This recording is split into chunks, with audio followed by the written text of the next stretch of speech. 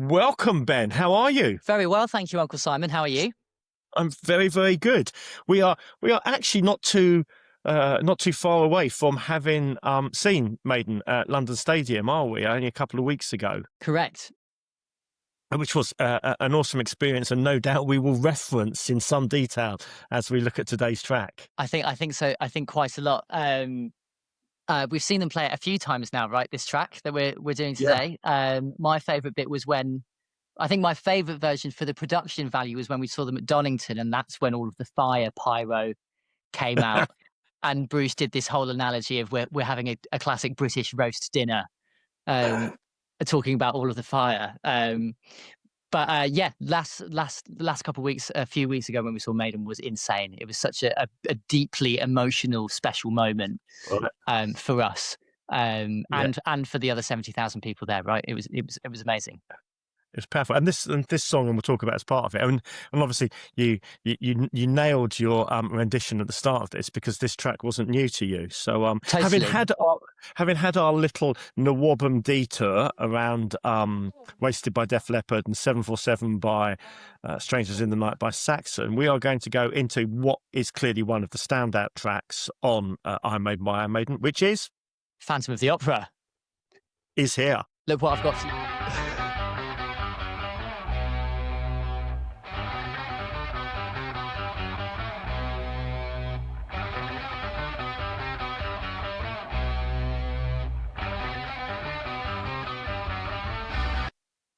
I'm going to stop us right there because I think actually that opening riff sort of gets overlooked when we talk about this song.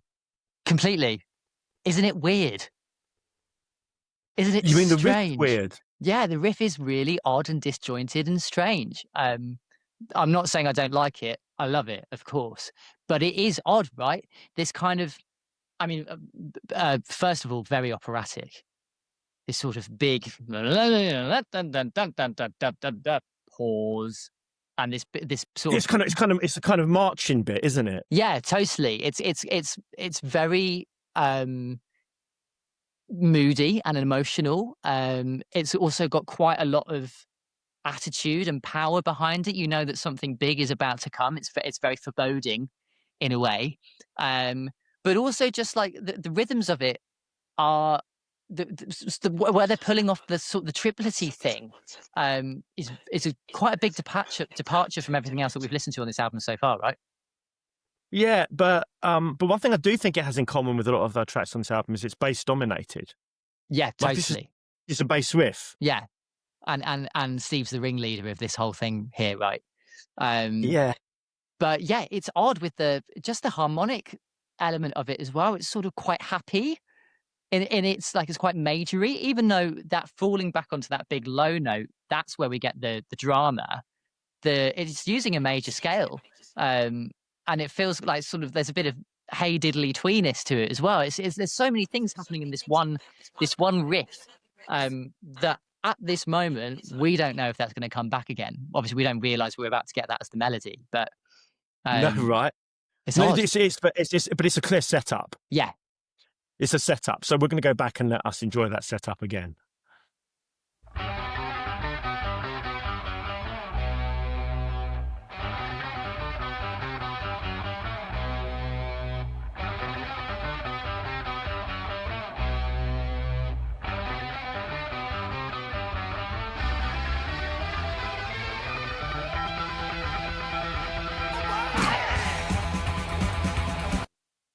What do you make of that?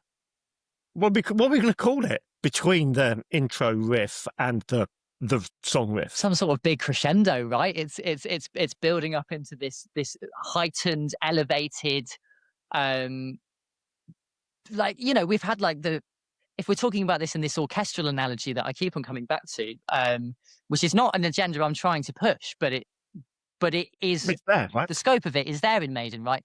We've had these big cellos and basses, and then coming up here, it's all the violins.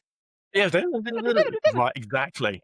But it's really it. I think what's interesting about it is, as often in Maiden, you get the anticipation, which is three times, Mhm. and convention ought to be twice or four. Yeah, I'm guessing. yeah, It would make And more sense. right, but once you know it, you know it. Uh-huh. And then there's just really this again. I think so much of this album is about these young guys playing for live audiences in tight, confined spaces. That burst of energy. It's about the energy of those spaces. Yeah, And then we and get that this. release. Yeah, And it's also, again, something that we come to learn about Maiden is that sort of, like Second Day Casserole, when you come back to it, it's even better. We enjoyed it the first time. And we enjoyed it. It was lovely. It was really, really nice. But we know that it's going to have sat and all of those spices and flavors have come together. Same with curry, second day curry. It's just better, isn't it? Second day yeah. Chinese. When you get a Chinese and you get it out of the fridge for day 2, amazing. And it's the same thing with Maiden. We know what's coming next. So they've written that by the time, again, for the fans, they've listened to the record. And then when they come and see it live and there's that crescendo coming, it's because we are so excited to hear that. We know it's coming. So that's a massive part of their writing. And balancing But that between. don't forget. Go on. I was Go going to on. say, well, it's just balancing that between they can't write something that won't get good until you know it. Otherwise, no one would listen to it again, right? It's got to be good enough that we decide, I want to listen to that again. But don't forget, then it gets better. Back in the day, there was no Spotify. You either had the Soundhouse tapes or you didn't. And so the fans would learn these songs from the live gig. Right. You'd learn it from hearing it live. They'd go to the gig before they bought the record? Just frequently, yes. Right. So that sense of energy and the crowd explosion, I think that rawness that is, and that sense of explosiveness is part of what makes this album so special. So we're going to go back and see if I can find the right spot to start that again and then get into the riff proper.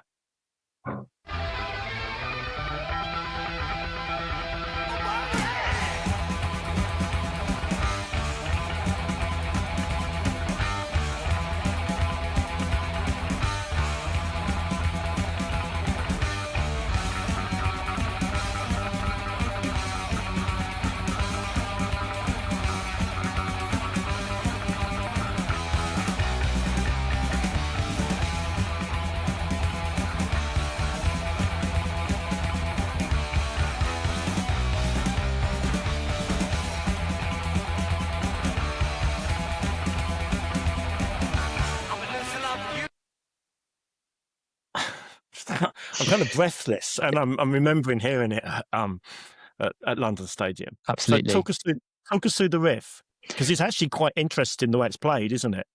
Yeah, absolutely. It's very dense, that section, isn't it? There's so much going on. So this is where that Iron Maiden gallop comes right back in. It's sort of recontextualizing a bit more of a complicated approach to the way that they're playing it here, right? It's not dung dugga dung dugga dung dugga dung. It's dugga da dugga da dugga da dugga da dugga da dugga da da, which feels really, it's so cleverly Maiden, but also recontextualized and slightly different, which is really clever. I think that what I was thinking about there is that the football chant, or our chant that we do with the we know where it's going to go with all of the way they move that riff across the fretboard. It's completely built for us again in that moment of inclusivity and getting us to sing along. Well, also it's got clearly the production here. You can really hear that bass that bass driving it. Yeah. With speed and power and aggression. But I think what I was trying to say was, clearly this is not an easy beginner tune to play right, because it's or an advanced. Because it's so quick. What I've always thought about it is, it's got a sort of slight 12-bar blues little fingerness to it in the way you play it. Yeah, interesting. Yeah, totally. It's almost it's like it's a misplaced 12-bar blues little finger. Yes, with the I see what you mean. Right. So yeah, with the that'd be like horrible noise. I'm just going to clean. Or it's one fret up, right? So yeah, I can see where it is. Yes.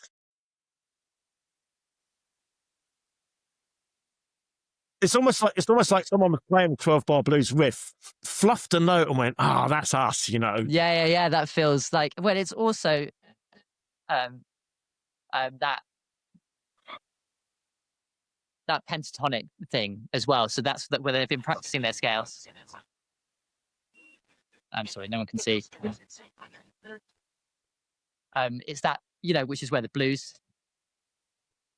Every guitarist is going, "Yes, Ben, we know." Um, but yeah, it's that it's completely bit of, and that playing around. What do we do next?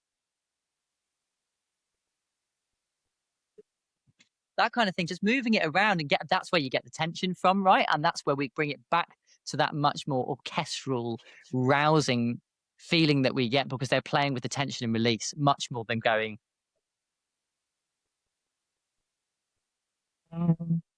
It's cleverer But than that. also, then they resolve it with that big, very Maiden.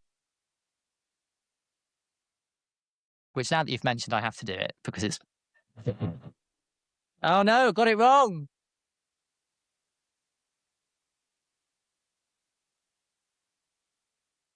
It's just powerful, isn't it? It's massive and powerful and really fun to play, even though It's also that contrast between the speed of the main riff, and then when we're resolving the riff, we're going to stop. Antithesis. Really accentuate. Yeah, and attention and release. It's really important. Yeah, it's really cool. And then after all of that, we've had the moment for us to sing along, and then Bruce is off on his operatic journey, which we're about to get. Well, he's not, is he? What do you mean? Because it's Paul. Oh Lord! Every time. But I've only, in fairness, I've only seen Bruce do it. That's true. And I think it's one of the songs that suits Bruce. I think there are several songs on this album that don't suit Bruce when he performs them. Yeah, such as? But this one, well, one we're going to listen to next after this. And we can talk about it in detail because there is there's a studio of Bruce doing it. Oh, interesting. Okay. But I think this suits Bruce. Yeah.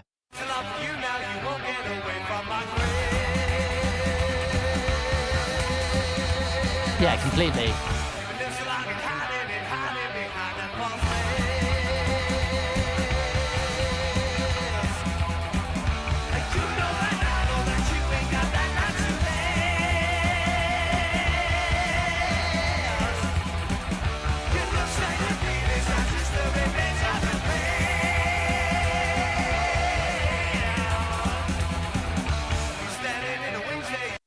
Just want to pause for a second because it's so fast. I mean, he's just you can't hear the words clearly.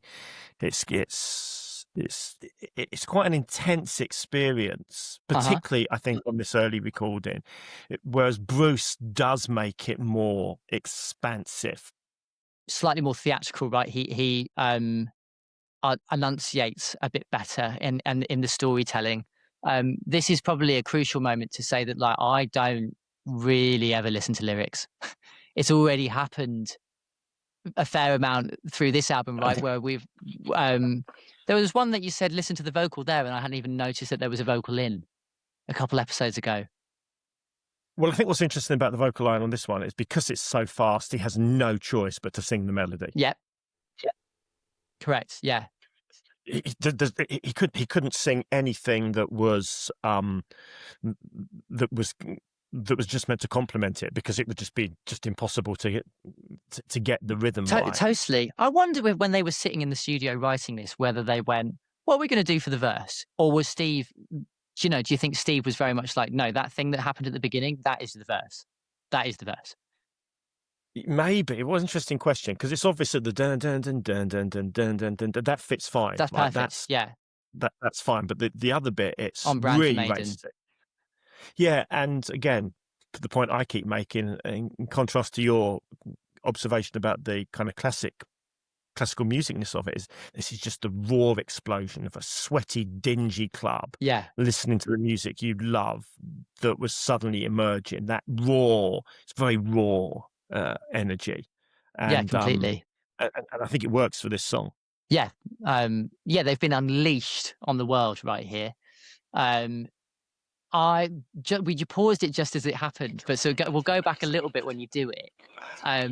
When they come back into the thing, it's almost like they can't. They just caught it, and it's really interesting to hear that like they don't flap it in any way. The recording and the performance is flawless, but you can tell that this, as early Maiden, they are hanging on.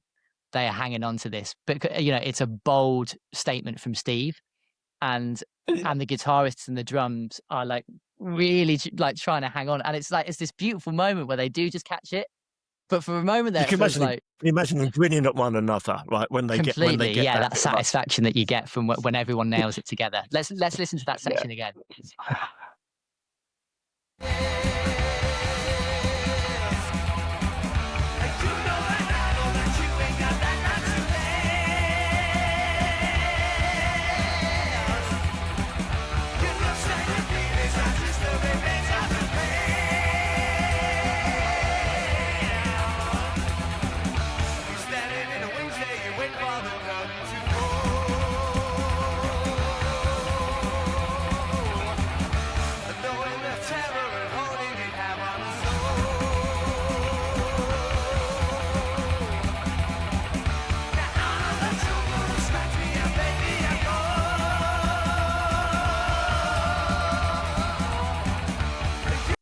I just want to, so two things we haven't talked about. That nice saw from Paul there. He catches that note, and he's got that expansiveness there. Yeah, and a little bit of creative production work there. There's a bit of delay coming in underneath it, which what is otherwise quite a bare and raw album.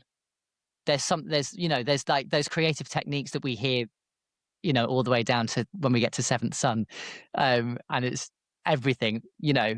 All the stops are pulled out there. It's interesting to hear the inception of those creative ideas. What I also thought at that point when I listened to it was Clive, who I always think of as a little bit more. I don't want to use tight for Clive and ragged and loose for Nico, because I don't think, I mean, I've said the words now, but I don't think that's the contrast. You said it, we all thought it. And I think one of them's more rhythmic and one of them's more melodic. Yeah, okay.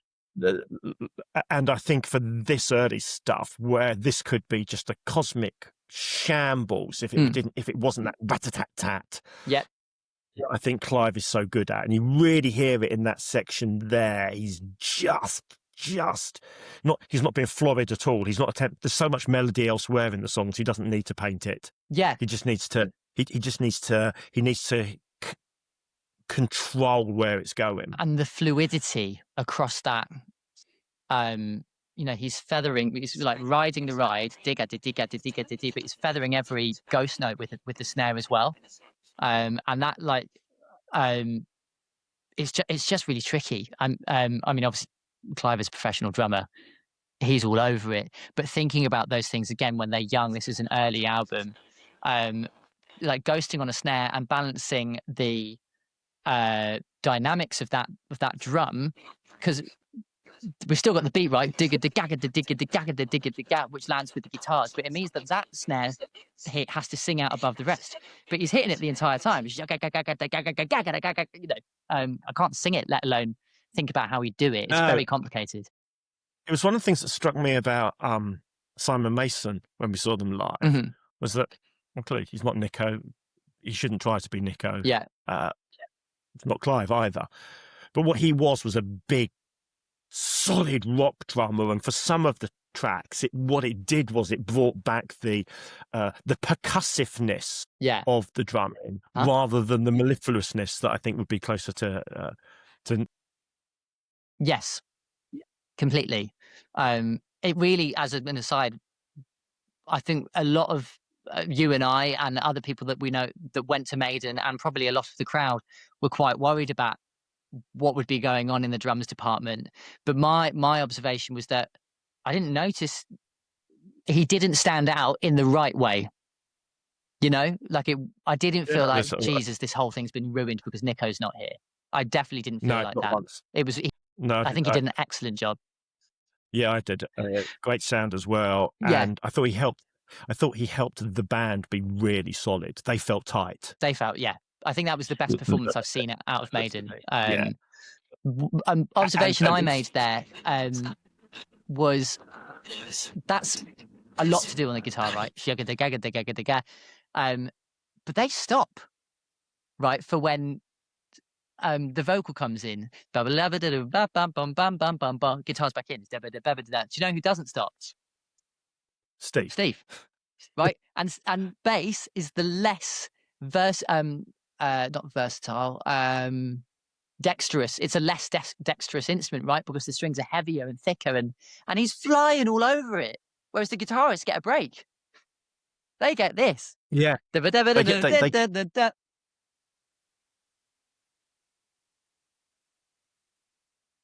You know, like they get a break. They get to gather themselves for a second. Totally, don't they? yeah, have a breath. Steve doesn't. I mean, he wrote it for himself, so I guess it's his own fault. Can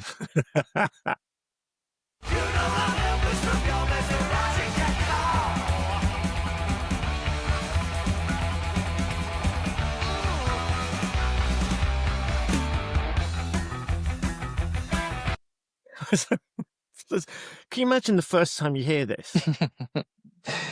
Yeah.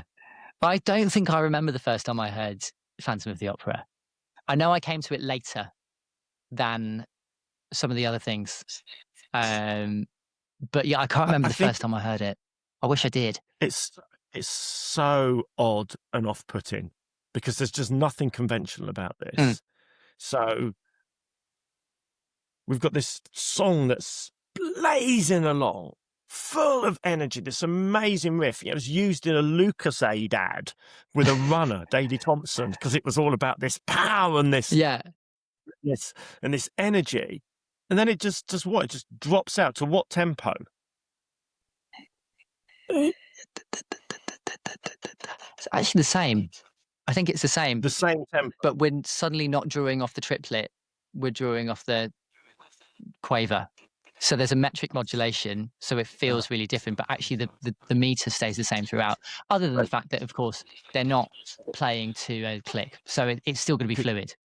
And then we get this really, and again, it feels to me like the kind of thing that when you're learning to play an instrument, it's almost like a riff that you come upon. You're just sort of noodling and playing around, and you suddenly go, if we play it like this, yeah, because they're just picking the notes on a chord, aren't they? Yeah.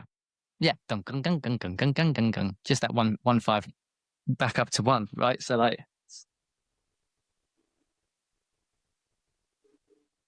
that's it. But as again, from this antithesis, this juxtaposition from this massive.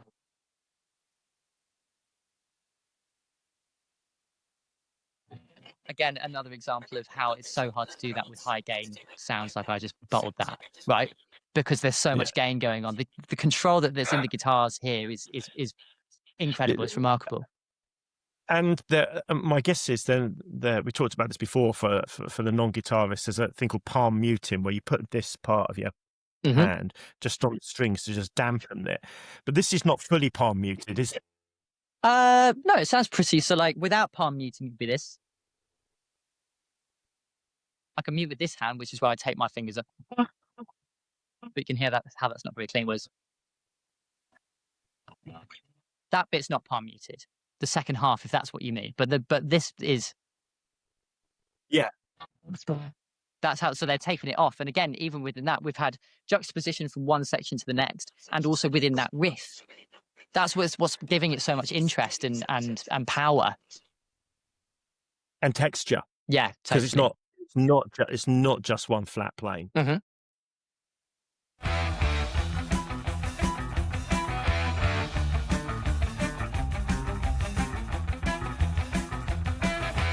Keep your distance, walk away, don't take it, baby. Don't you stray, don't fade away, yeah. Watch your step, these are too dead to come out, yeah. Don't you stray from a narrow way, yeah. Just had this thought that they're very manipulative with these kind of things. Right. We know now that this blast of energy and they've gone down like this, but you can feel this is manipulative. This is compelling. It's rhythmically compelling, but it's got the bit we just talked about. It's tight, bang, bang. Yeah. And so we're all the time. We're just bouncing up and down with the rhythm. Yeah. They're using it to control the audience's sense of where it's at. Movement and feel as to where you are on the thing.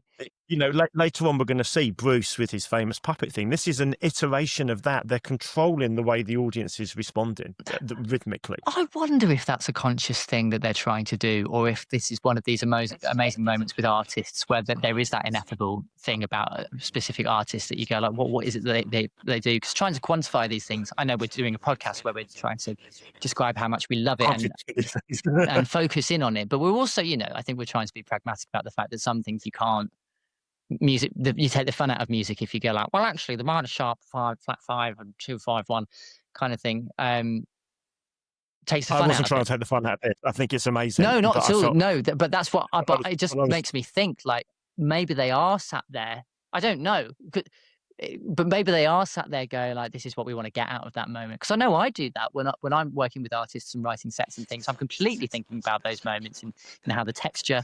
The color of the chords that I'm using, how big or small the sound is. It's all about how they feel, because this is about the listener experience.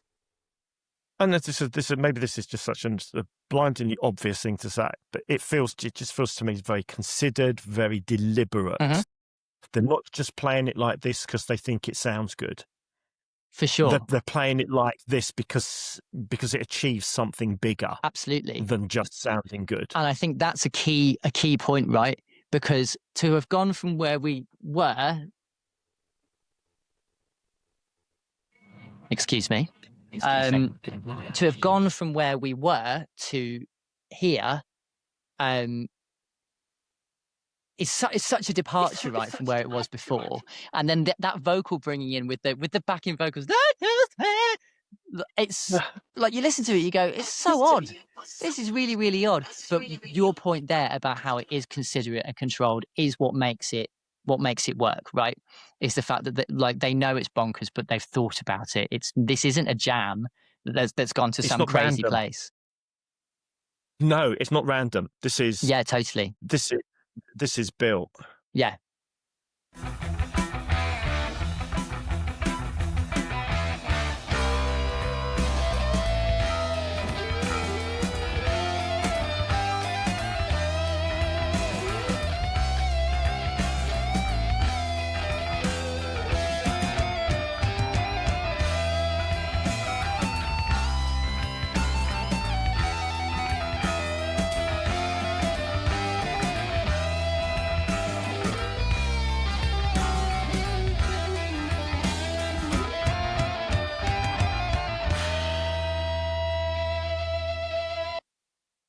How clean is that guitar? It's beautiful. It's so gorgeous. And a nice moment actually compared to the rest of this album of that driving, beautiful guitar playing, rather than this aggressive, energetic thing in the middle of the most aggressive, energetic song on the album so far. Right, it's just it's I don't think he's got his tone that he'll get later. It's not quite that creamy. Who is that? And I think it's Dave. It's Dave Murray. Yeah, right, cool. It's Dave the first solo, yeah. Okay. It's not as creamy as he's going to become, but it has got the legato. Yeah. It's really, and it's kind of like smoke. It's like smoky and wispy, soulful, and yeah, absolutely. Yeah. And the fact that in here, it's yet another demonstration of their versatility, and that is the time to use that phrase. In the respect of the fact that this isn't a shreddy, choppy kind of solo where they're using loads of tapping and look at my technical prowess. This is about look at my melodic and emotion that I can do in my guitar playing here. Well, again, they're not trying to show off; they're expressing, right? That's that kind of thing. But just like the fact that it's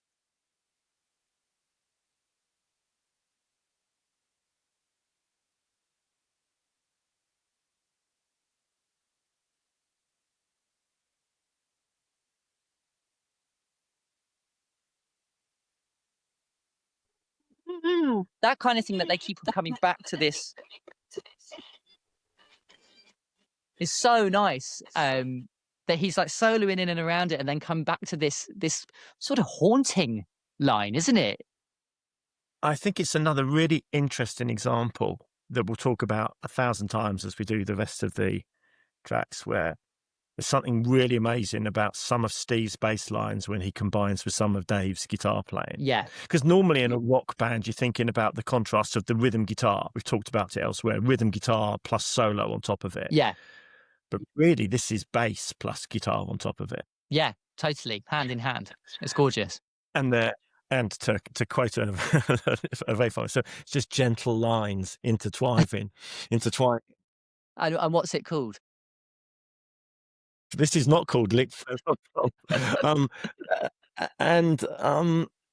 It's just beautiful and contained. But I think much of the beauty comes from the bass line that Steve's playing. Yeah, totally.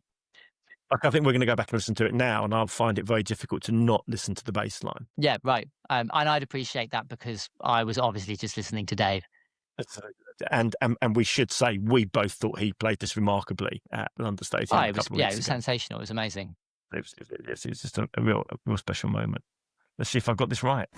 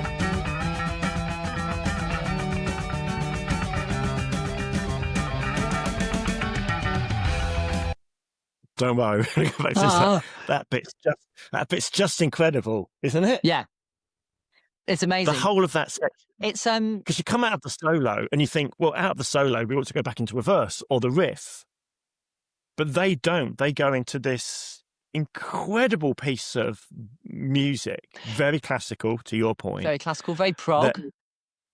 Very prog. I love the rawness of the production here, so because you can really hear you can hear every part really cleanly because there's not too much going on. Yeah, totally. It's a bit.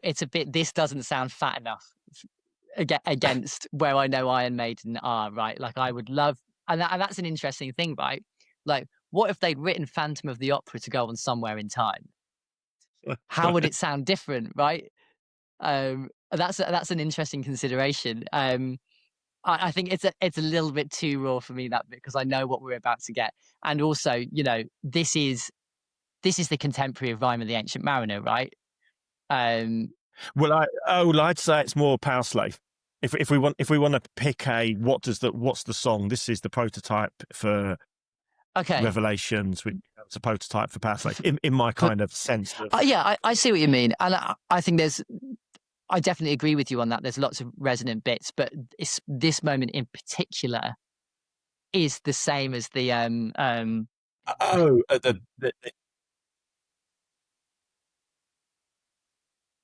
because we're about to. It's that tension. It's like building, and when we get that, it's the release and learn.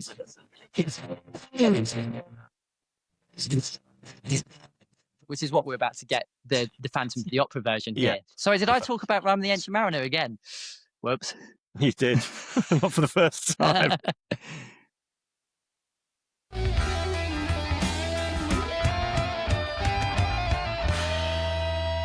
Also, because the bass starts it.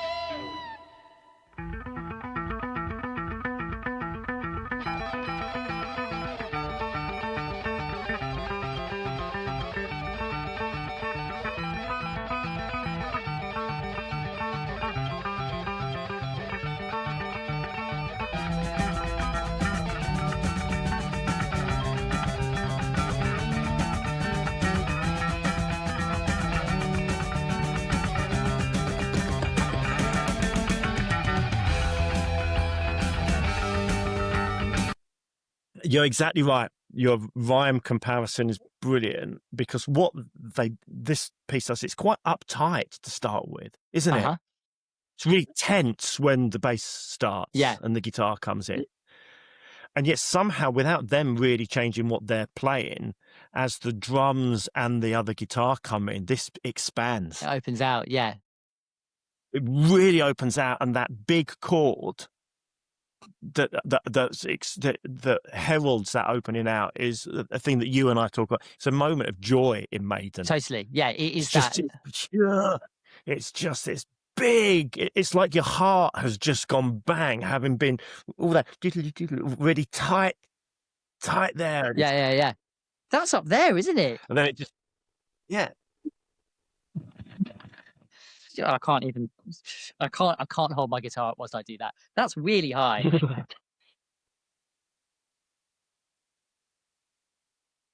But they're getting that. I mean, so they're not using delay like I am, but they're getting that separation between each note. It feels like, I think they're. So what I'm using here, I'm going to show down here so that everyone can see clearly. I don't think they're holding their fingers on like that and keeping them there, because that would sound like this. You get all the strings ringing, right? I think they're doing this.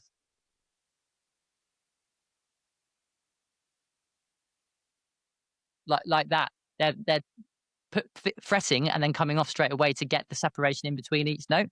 That quickly side by side, holding my hand on the fret the entire time. Muddy, right? They're going up here. That's really cool. I can't do it. Amazing guitar playing, amazing control, and then maybe as you were mentioning there, as we open out into this section and the drums and the rhythm guitar come in, then they can make it fatter. But to get that clarity of the notes, and the drums are part of it. It's the drums picking up what they're doing. It's just exactly what it's just like that classic section in Rhyme of the Ancient Mariner, where it's the drums are signaling this. Beautiful lyric moment in Mariner. Yet another example of what we know. Really tight. Yeah, totally. Like tight and open, and like tension and release. Yes, it's tight, and you can feel the tension, and then there's this big, like a power chord. Yeah, the simplest thing you can do in rock music. Yeah.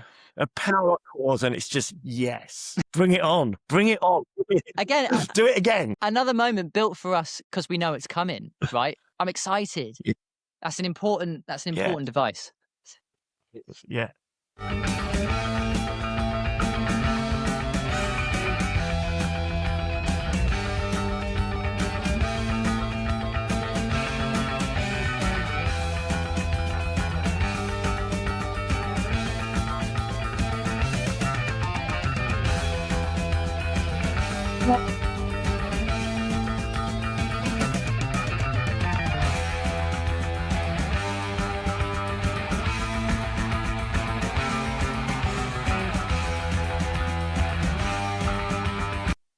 I mean, they haven't underindulged here.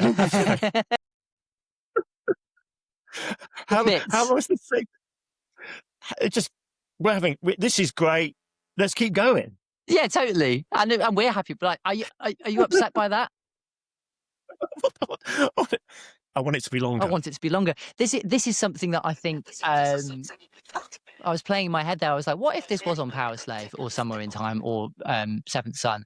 I think that initial bit with the bass, then the guitar, and then the snare drum coming in would be way longer than it is on. Yeah. If it was written later, I think they'd milk that longer. But the payoff is that here we get this soaring section, the joy moment, for maybe longer than we would do on a later Maiden record. It's beautiful. Where are they going to go next? Let's see.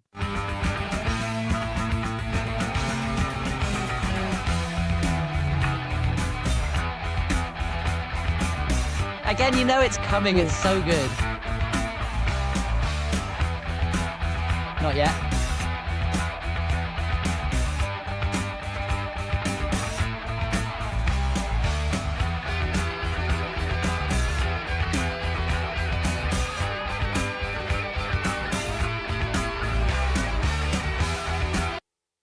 So I'm right. They've not played that motif anywhere No. yet, have they? Not that I can. I don't think. Yeah, no. I mean, I was. The reason I was hesitating there was like, have they hidden it somewhere? But I don't think they have. I think that's brand new. And yet it's perfect, right? Different groove. Now, like when you said, have they changed tempo or stuff initially? Now we're so far away from where it was. We're nowhere near this. It's gone on a complete journey, and that's just such clever.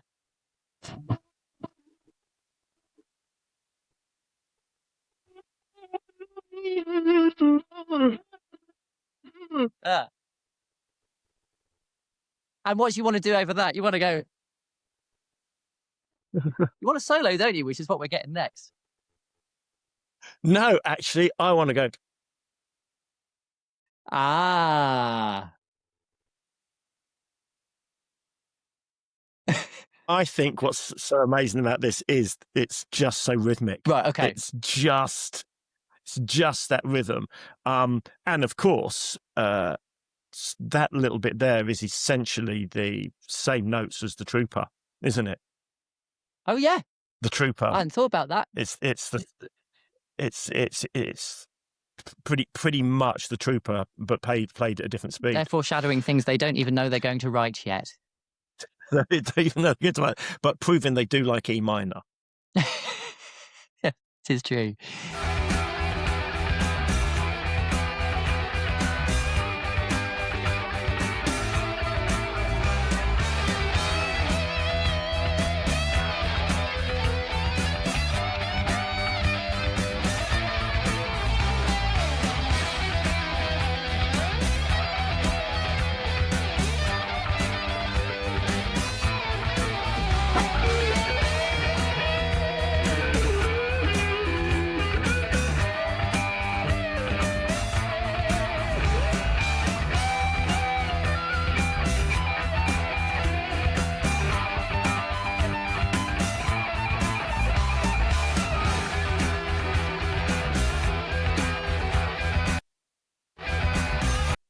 So, I mean, two lovely solos, lovely contrasts between them, different tones. Yes. Almost not quite solos as well, because at this point they're sort of instrumentals almost. Yeah. It's almost like it's just part of the march of the song, the drive of the song. Does that feel right? Yeah, completely. I mean, I think a lot of Iron Maiden solos are like they're written, right? They've thought about it beforehand. They are in a way, but again, a solo is not the same as improvisation, but are often, we often get them confused, or we mean one or the other, right?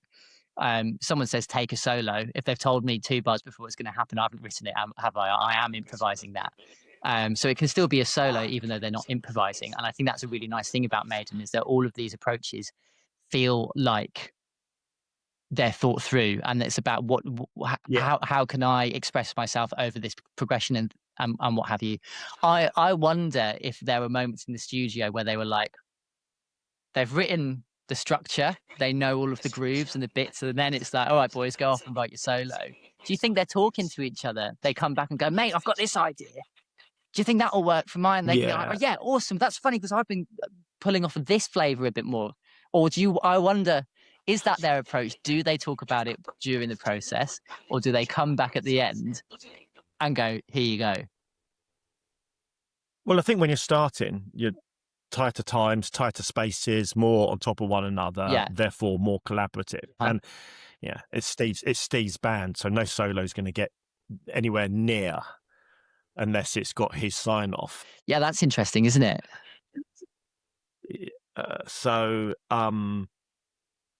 No, I think he's just been really lucky with all his pairs of guitarists that they've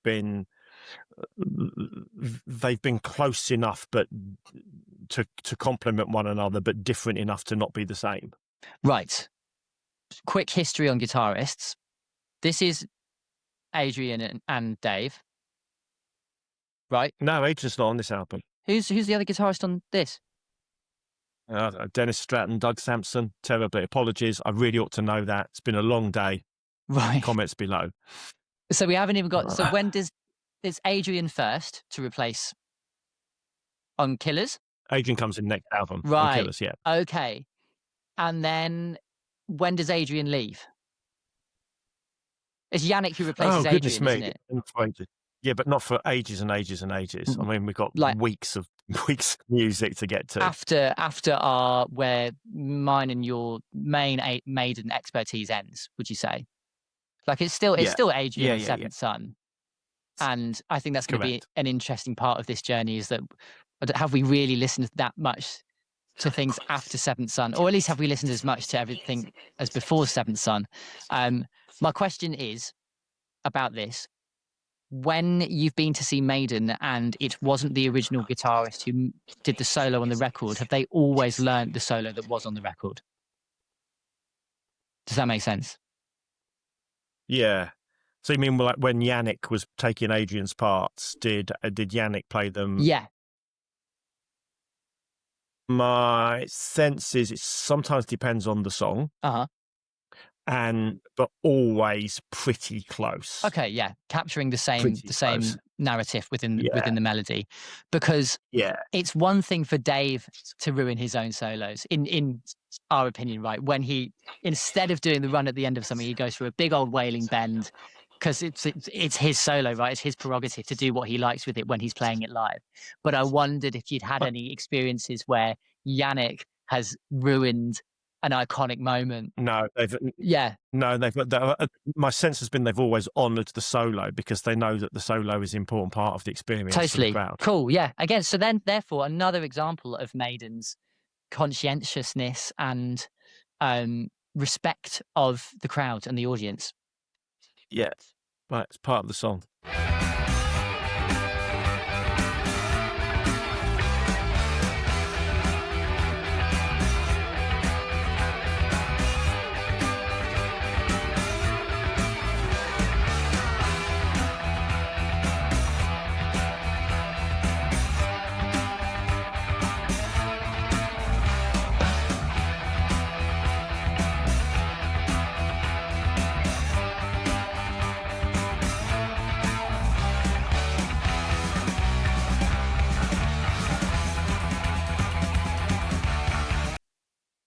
Talk us through that. Just what the fuck? I'm not sure I can. I'm not sure what to say. It's out of nowhere. It's because they know that it's coming and they've rehearsed it loads. But that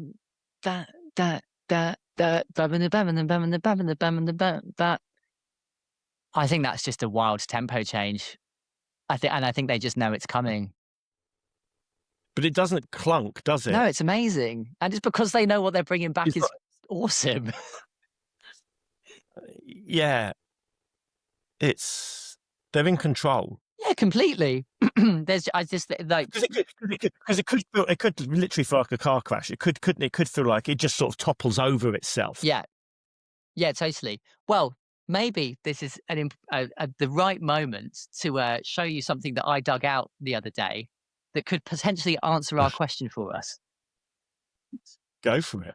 Is this going to be reversed? You're not going to be able to. Well, you can see what it says. No. Iron Maiden. Yeah.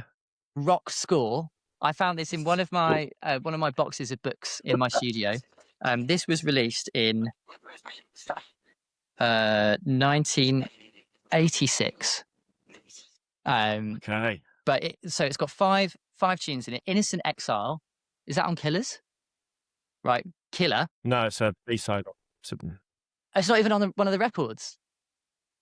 I think it's a famous B-side. Again, Long Day, correct me if I'm wrong below, please. You will.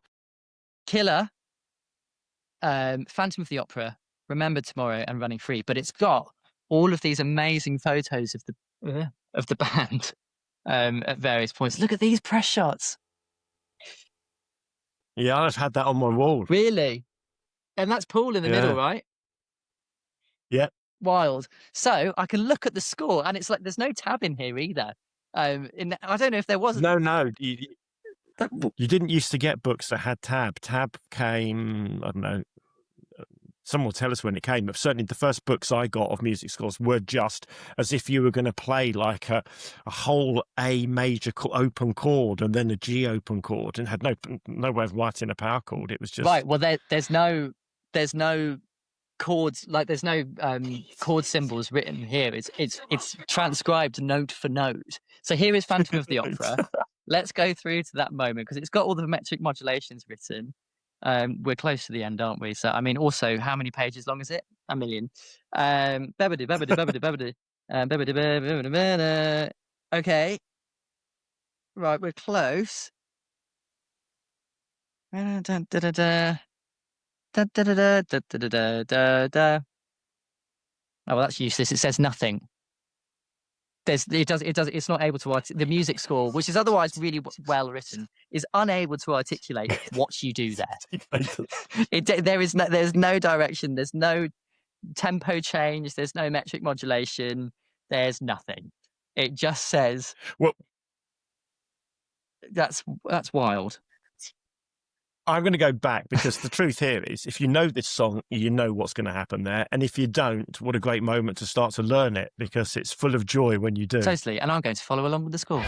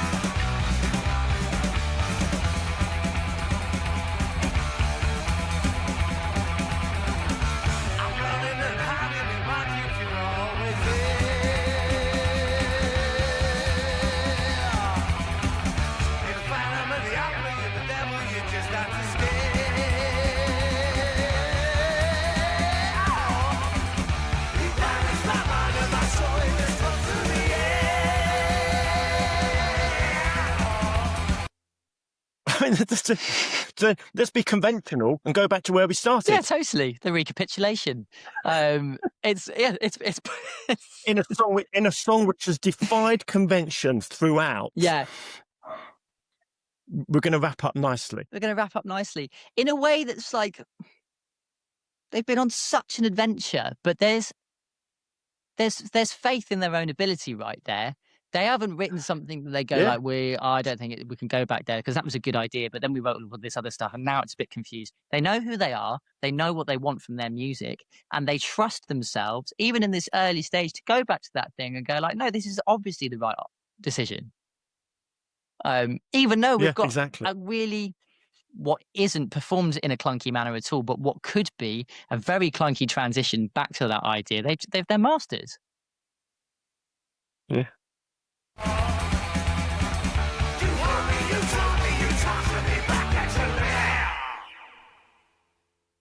Oh, and I've never noticed that little bit of phaser or flanger right at the end on that on just that reverb tail. What? What's that? That's what happens at the end. You're playing this on a bit of 12-inch vinyl and you think the song's over and you think it's playing out because it's the last bit of music, and then you get that, whatever it is, 7 seconds later. Wow. Rock music as horror, that whole thing that was the genesis of Black Sabbath. People like horror films. Why don't we write music that's like that? Yeah. Right. Also, Sabbath. And there you get it. Yeah. Opportunity to... Thank you, Ozzy. Yeah, thank you, Ozzy. There he goes. 3 days after his final gig on his throne. Yeah. But that bit always used to I remember the first time, it's just like, so you'd obviously never heard that moment before. Never. That was brand new. That was some new, old Iron Maiden. As much as this album has been. What's your sum with the Phantom of the Opera? Wild horsemen of guitarists attempt to endeavour on wild trip through fog, rain, wind, and snow on operatic adventure. Much good, very intense. Yeah, it's quite a summary. Thank you. Mine would be that it's the song on this album. They're still playing it all these years later. Mm. It's often a song that you play people first and you go, you'll love this. And they go, what the hell? Yeah. And then they do come back to love it. Right. I think it's the one that marks them out as a band who were doing something different, who would go on to be different, who would go on to be Yeah. genre defining Yeah. in a way that's really quite special. I think it's probably in that sense the most important song on the album. Completely. But I mean, more so than Running Free and Iron Maiden, right? Yeah, I think so. Because it just has so many of the component parts that we're going to define them. And I don't think there's a song we've reviewed yet where I feel quite such an obligation to our audience to say, please go back and listen to it without two idiots like us stopping and interrupting it. Just enjoy it for the 7 minutes, 21 seconds of perfection that it is. Well, totally. Look, if you've got 56 minutes into us rambling on about it, you can spare another 7, right? So this isn't, you're like, it is an obligation. You have to. There is no way around this. You must now go and do that. Otherwise, it would be disrespectful to Iron Maiden and it would be disrespectful to us, frankly. Yes. And disrespectful to yourself to have valued our meanderings above those of Stephen the gang. Exactly. Thank you for being with us. As ever, rock on.